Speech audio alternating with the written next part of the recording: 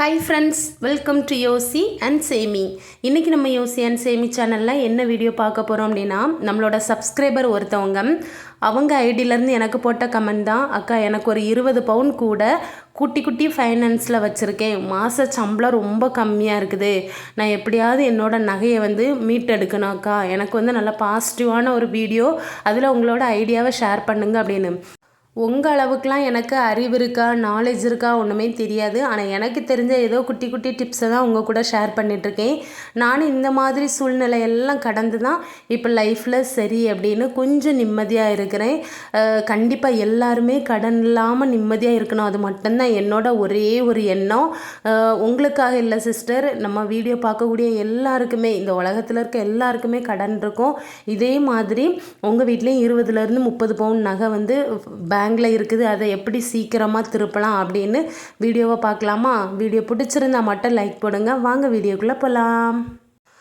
விஷயம் என்னென்னா, ஏதோ ஒரு நம்மளோட சொந்த தேவைக்கோ இல்லை சொந்தக்காரவங்களோட தேவைக்கோ ஏதோ ஒரு தேவைக்காக மட்டும்தான் நம்ம வீட்டில் இருக்கிற நகை பேங்கில் போய் கொஞ்சம் சேஃபாக இருக்குது. கரெக்டாக? அப்போது நம்மளோட தேவைக்கு நம்ம வச்சுருந்தோம் அப்படின்னா அது எப்போவுமே பாசிட்டிவாகிடுங்க. கவலைப்படாதீங்க. நம்ம தேவைக்கு தானங்க வச்சுருக்கோம் அப்படின்னு பொண்டாட்டி புருஷன்கிட்டையும் புருஷன் பொண்டாட்டிக்கிட்டையும் மனம் விட்டு பேசுகிறதுல தப்பே இல்லை. ஐயோ, என் நகை பேங்குக்கு போயிட்டேன், நான் இனி அதை திருப்பிட மாட்டேனா அப்படின்னு நீங்கள் எதிர்மறையாக நினைக்கும் போது கண்டிப்பாக நமக்கு பயமும் பதட்டமும் சேர்ந்தே வரும். அது ஏதோ சொல்லுவாங்க பார்த்தீங்களா, எண்ணம் போல் வாழ்க்கை, நீ நல்லதே சீக்கிரமாக உன்னோட பொருளும் நல்லதாகவே உன்னோட கைக்கு வந்துடும். நாம் நினைக்கிற அந்த நல்ல எண்ணங்கள் தாங்க நம்மளோட வாழ்க்கையில் ஒருபடி மேலே கொண்டு போய் விடும்.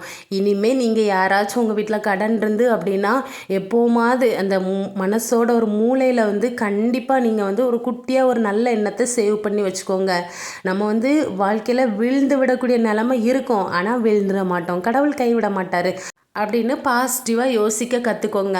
ரெண்டாவது விஷயம் பார்த்திங்கன்னா, வட்டி கட்ட முடியலேன்னு வருத்தப்படுறதை விட்டுட்டு கணவன் மனைவி 2 பேரும் சேர்ந்து பேசணும். ஐயோ, இந்த மாதம் வட்டி எப்படி கட்டலாம் அப்படின்னு பொண்டாட்டி புருஷன்கிட்ட கேட்கணும். அதுக்கு உடனே புருஷன், ஆமாம், எல்லா கடனும் உன்னால் தான் வந்துச்சு, உன்னால் என் வருமானம் எல்லாம் வட்டிக்கே போகுது அப்படின்னு தலையோடு போட்டு அடிச்சுட்டு இருக்கக்கூடாது. ஏன்னா எங்கள் வீட்டிலே அப்படி தான், என்னோடய ஹஸ்பண்டும் வீட்டில் கடன் இருக்கும்போது அப்படி தான். எப்போ பார்த்தாலும் என்ன திட்டுவாங்க, உன்னால் தான் எனக்கு பாரம் கூடி போச்சு, உன்னால் தான் நான் நிம்மதியே இல்லாமல் ஆயிட்டே அப்படின்னு. அதுக்கப்புறம் நம்ம எந்த அளவு சிக்கனமாக இருந்து அதில் அந்த கடன்லேருந்து மீண்டு வாரமோ அப்போ சொன்னாங்க பாருங்கள், என் பொண்டாட்டி தங்கம், என் பொண்டாட்டி வைரம், என் பொண்டாட்டியால் தான் இன்றைக்கி நான் சொந்த வீடு வாங்கிட்டு கடன் ஓரளவுக்கு அடைச்சிருக்கேன் அப்படின்னு சொல்லி அடிக்கடி கொஞ்சுவாங்க. அந்த கொஞ்சல் எனக்கு பெருசாக தெரியாது, ஏன்னா எவ்வளோ திட்டிருப்பார் இந்த மனுஷன். அதே மாதிரி ஒரு விஷயம் ஒன்று, எந்த பொண்டாட்டியும் புருஷனை அழிக்கிறதுக்கு விரும்ப மாட்டாங்க, ஆக்குறதுக்கு தான் நினைப்பாங்க. ஒரு வீடு இல்லை அப்படின்னா நம்ம புருஷன் பேரில் ஒரு வீட்டை வாங்கணும் அப்படின்னு பொண்டாட்டிக்கு நகை நட்டு செஞ்சு கொடுக்கணும் அப்படின்னு நினைக்கிறது தான் உண்மையான புருஷன் பொண்டாட்டி. நம்ம வீட்டு கடன் அது ஒன்றால் தான் வந்துச்சு, என்னால் வந்துச்சுன்னு பாகுபாடு பார்த்து சண்டை போடாமல் நம்ம வீட்டு கடன் வாம்மா நம்ம சரி பண்ணலாம், அதுக்கு ஏதாச்சும் பெஸ்ட் ஐடியா இருந்தால் சொல்லுமா அப்படின்னு 2 பேரும் முதல்ல மனசு விட்டு பேசுங்க. ஓகேவா? மூணாவது பாயிண்ட் பார்த்திங்கன்னா, நிறைய ஆம்பளைங்க நினைப்பாங்க, வாங்குகிற சம்பளத்தில் பாதி சம்பளம் வட்டி கட்டுறதுக்கே போகுதே, இதுக்காக நான் வாழணும், இந்த வாழ்க்கை எனக்கு எதுக்கு, நான்லாம் எதுக்கு தான் பிறந்தேன்னே தெரியலை அப்படின்லாம் நிறைய எதிர்மறையாக யோசிப்பீங்க, பேசுவீங்க.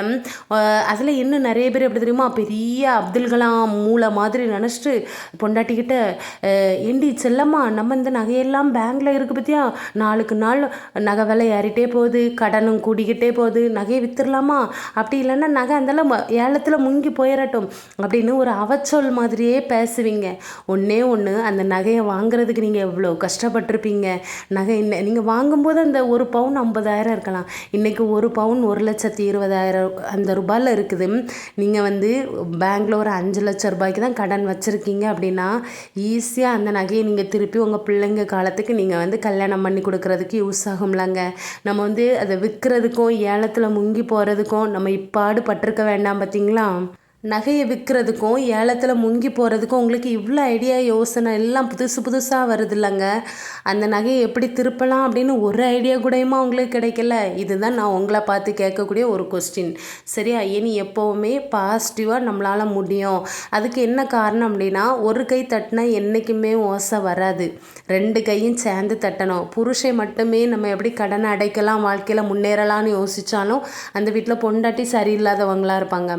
பொண்டாட்டி புத்திசாலியாக இருந்தால் புருஷன் மக்கு மாதிரி இருப்பார். 2 பேருமே ஒருத்தருக்கு ஒருத்தர் கரெக்டான அறிவுமதியோடு இருக்கணும். ஆமாங்க, நீங்கள் உழைச்சி கொண்டு வாங்க, நான் வீட்டில் எவ்வளோ சிக்கனமாக இருக்கணும், நம்மளால் முடியும் அப்படின்னு பொண்டாட்டி எடுத்து சொல்ல சொல்ல, ஏன்னா புருஷன் வெளியில் போய் உழைக்கிறாங்க, அங்கேயும் அவங்களுக்கு ப்ரெஷர் அதிகமாக இருக்கும். அப்போது இந்த பொண்டாட்டி எந்தளவு ஆறுதல் படுத்துகிறாங்களோ அதில் தான் அந்த மனுஷன் மேலே எழும்பி வருவார், மனசில் கவலை இல்லாமல் நிம்மதியோடு இருப்பார். முடிஞ்ச அளவு உங்கள் ஹஸ்பண்ட் வந்து வேலைக்கு போயிட்டோ வெளியில் போயிட்டு வரும்போதோ கொஞ்சம் பாசிட்டிவாக பேசுங்க. ஏன்னா நம்ம இந்த 4 செவத்துக்குள்ளே வீட்டுக்குள்ளே இருப்போம். நம்மளை ராணி மாதிரி உட்கார்ந்து திங்க வச்சுட்டு அவங்க வெளியில் போய் கஷ்டப்பட்டு வராங்க. நம்ம வீட்டு வேலை செஞ்சாலும் நம்மளால் எந்த ஒரு பைசாக்கும் பிரயோஜனம் இல்லை. ஆனால் அவங்கள பார்த்திங்களா, எல்லாரும் நம்ம மாமனார் மாமியார் பிள்ளைங்க குட்டிங்க எல்லாரும் சாப்பிட்றதுக்காக அந்த ஒரு ஜீவன் தான் கஷ்டப்பட்டு உழைக்குது. அதனால தான் அவரோட உழைப்பு நம்ம வீணாக்காமல் அதை எப்படி நல்ல விருத்தியாக செழிப்பாக மாற்றலாம் அப்படின்னு யோசிங்க. இப்போ இதுக்கான ஒவ்வொரு குட்டி குட்டி டிப்ஸாக பார்க்கலாமா? ஃபஸ்ட்டு பார்த்திங்கன்னா, அதிக வட்டி, அதாவது உங்கள் நகையை கொண்டு நீங்கள் முத்தூட் ஃபைனான்ஸ்லேயோ, இப்போ இந்த லூலு ஃபைனான்ஸ் அப்படின்லாம் புதுசு புதுசாக வந்திருக்கு, அந்த மாதிரி குட்டி குட்டி ஃபைனான்ஸ்லேயோ இல்லை சேட்டுக்காரவங்கக்கிட்டேயோ ஏதோ ஒரு கடைக்காரவங்கக்கிட்ட நீங்கள் வச்சுருந்தீங்க, அங்கே அதிகமாக நீங்கள் வட்டி கொடுக்குறீங்க அப்படின்னா முதல்ல அந்த அதிக வட்டி இடத்துல இருந்து அப்படியே நகையை ஸ்வைப் பண்ணி எடுத்துக்கோங்க. எடுத்துகிட்டு போய் நம்ம ஊரில் இருக்கக்கூடிய கனரா பேங்கு, பாண்டியன் பேங்க், இந்த மாதிரி கவர்மெண்ட் ரிலேட்டடாக இருக்கக்கூடிய பேங்கில் போய் உங்களோட ஈட்டை வைக்கணும். இப்போ நீங்கள் உங்களை நினைப்பீங்க, அது எப்படிக்கா, நம்மக்கிட்டே பைசா இல்லாமல் தானே கொண்டு சேட்டுக்காரங்கிட்ட கொண்டு நம்ம வட்டிக்கு வச்சுருக்கோம், திருப்புறதுக்கு எங்கேருந்து பைசா வரும் அப்படின்னு நீங்கள் நினைப்பீங்க. நம்ம அண்ணன் தம்பியோ இல்லை ஏதோ ஒரு நண்பனாச்சும் இருப்பாங்க, யாரோ ஒருத்தர் வசதியாக இருக்காங்கன்னா அக்கா தங்கச்சி எல்லாத்தையும் கொஞ்சம் கொஞ்சம் வாங்கி எனக்கு இன்றைக்கி இந்த ரூபாயை கொடுங்க, ஒரு நாளில் நான் திருப்பி தந்துடுவேன் அப்படின்னு முதல்ல கொஞ்சம் ரூபாய் அவங்கக்கிட்ட கடன் வாங்குங்க. இப்போ ஒரு 5 லட்ச ரூபா உங்கள் அண்ணன் தம்பி அக்கா தங்கச்சி யாராவது உங்களுக்கு ஹெல்ப்புக்கு தந்திருக்காங்க அப்படின்னா, நீங்கள் அந்த 5 லட்சத்தை கொண்டு வந்து ஃபைனான்ஸில் நீங்கள் வச்சு 5 லட்ச ரூபாய்க்கான நகையை மட்டும் திருப்புங்க. ஒரு 10 பவுன் இருக்கும், 20 பவுன் வச்சுருந்தீங்கன்னா 10 பவுனை திருப்பி எடுத்துகிட்டு வாங்க. அந்த 10 பவுனை கொண்டு போய் பாண்டியன் பேங்கு இல்லை நம்மளோட SBI, கனரா பேங்கு எங்கேயாச்சும் கொண்டு வைங்க.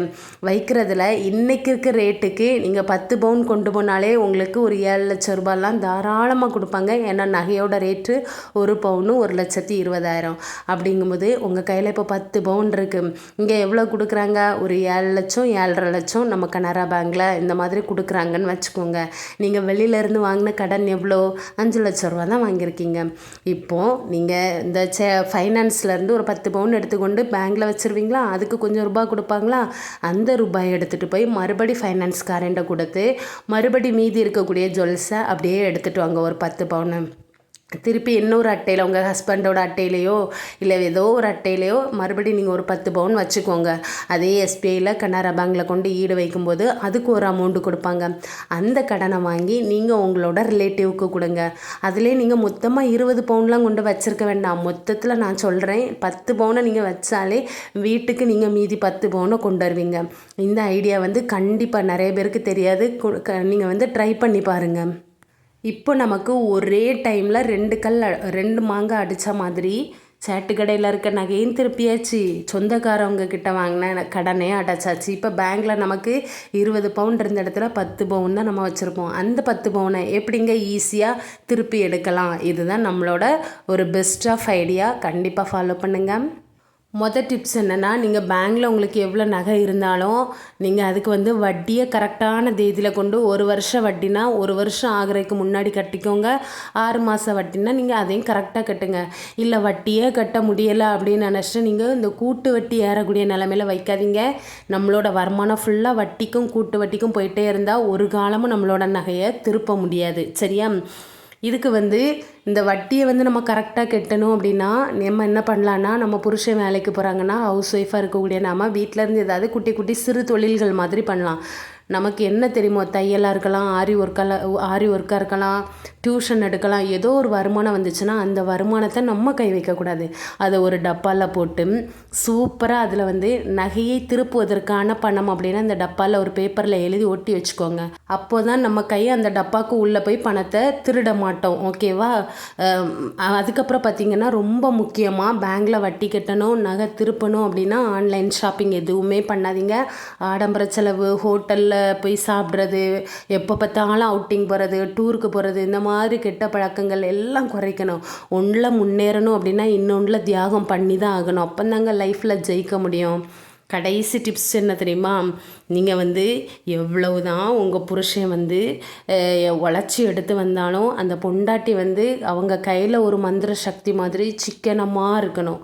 இன்னும் அடுத்து நம்ம என்ன பண்ணலாம், இந்த ஒரு வருமானத்தை 2 வருமானமாக எப்படி மாற்றலாம் அப்படின்னு அந்த யோசிக்கக்கூடிய திறன் வந்து நல்லா இருக்கணும். அவங்க அந்த அப்படி ஒரு ஒய்ஃப் இருந்தாங்கன்னா அந்த புருஷன் வந்து ரொம்ப லக்கி. புரியுதா? இல்லை உங்களால் வீட்டில் டப்பாவில் எழுதி வைக்க முடியலை அப்படின்னா நீங்கள் வந்து குட்டி குட்டியாக ஏதாச்சும் வாரச்சீட்டு, மகளிர் குழு, ஏலச்சீட்டு, இந்த மாதிரி ஏதோ ஒரு சீட்டில் வந்து உங்களோட சேவிங்ஸை போட்டுகிட்டே வரணும். அப்போ தான் நம்ம மண்டைக்கும் தோணும், ஆமாம் ஐயோ 1ஆந்தேதி பிறந்துட்டு சீட்டுக்காரி ஆடிட்டு வருவாளே, அவளுக்கு ரூபாய் கட்டணுமே, ஐயோ அங்கேருந்து ஃபோன் பண்ணுவாங்களே, அந்த குழுக்கு இந்த ரூபாயை வைக்கணுமே அப்படின்னு நமக்கும் ஒரு ஆர்வம் இருக்கும், ஒரு கண்டினியூஷன் இருக்கும், தொடர்ந்து நம்ம செலுத்துகிற மாதிரி. புரியுதா? இப்படி செலுத்திட்டு நம்ம அந்த ரூபாயை எடுத்து மொத்தமாக கொண்டு வட்டி கட்டி அந்த வட்டி பாதி பாதியாக குறைஞ்சி வரும்போது அசலும் குறையும். அதுக்கப்புறம் மீதி இருக்கக்கூடிய நகையை நம்ம கொஞ்சம் கொஞ்சமாக திருப்பணும். புரியுதா? இந்த மாதிரி குட்டி குட்டி ட்ரிக்கெல்லாம் ஃபாலோ பண்ணிங்க அப்படின்னா யாருக்குமே கடன் இருக்கிறது பெரிய அளவாக தெரியாது. இதுதான் இன்றைக்கி நம்மளோட ட்ரிக்கு. வீடியோ பிடிச்சிருந்து அப்படின்னா லைக் பண்ணுங்கள். நாளைக்கு ஒரு சூப்பரான வீடியோவில் உங்களை பார்க்குறேன். பாய்.